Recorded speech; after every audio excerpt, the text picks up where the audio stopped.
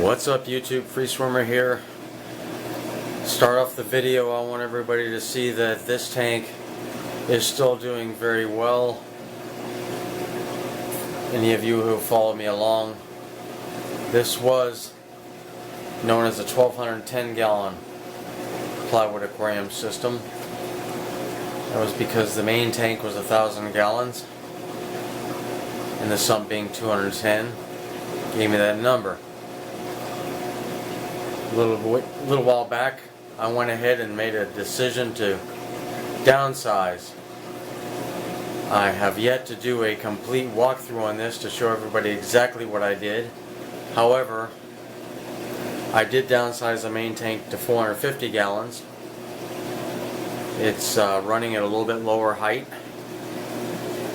a little lower water depth, and it's also got a catwalk behind it. I can now go under the tank, which I added the doors to clean it up. I can go under this side right here and pop up in the back, and I have a whole catwalk behind this tank that I can work and reach everything very well. But now that that's said and done, the main reason I want to do this is very, very important message I want to say to anyone who's building a plywood tank.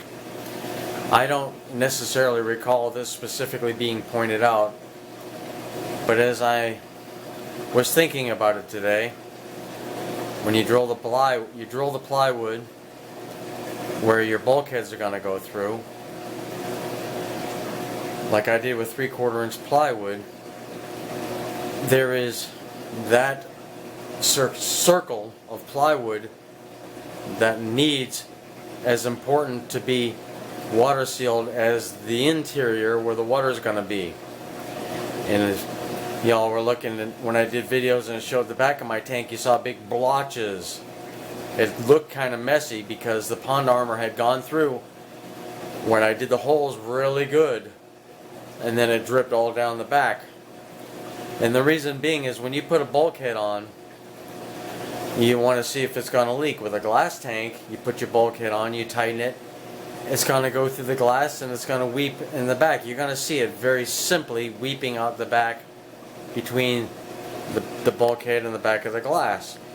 But if you have a wood tank and you have it weeping between the gasket and the interior portion of the tank, and you do not have that water sealed in the hole, you won't know it's leaking for a great while, because that wood inside the hole between the back and the front of the bulkhead will be absorbing the water. It will wick on in, and if you're not very, very careful and don't, like I say, have that water sealed, that can really be a catastrophic problem with the wood.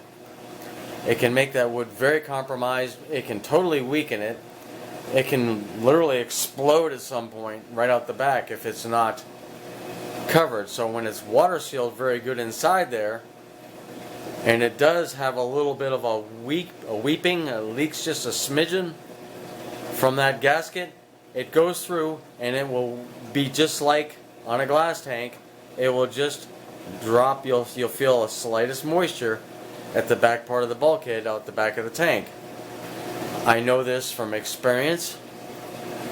I've always water sealed heavily in the holes, but if the bulkhead isn't tight enough,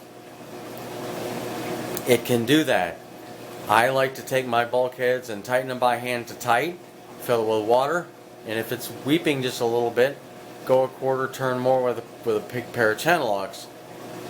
But that's a very, very important piece of building a plywood aquarium that can make or break everything you've done just with simple as a bulkhead if you don't do that. So that's what today's information is. I had to share that.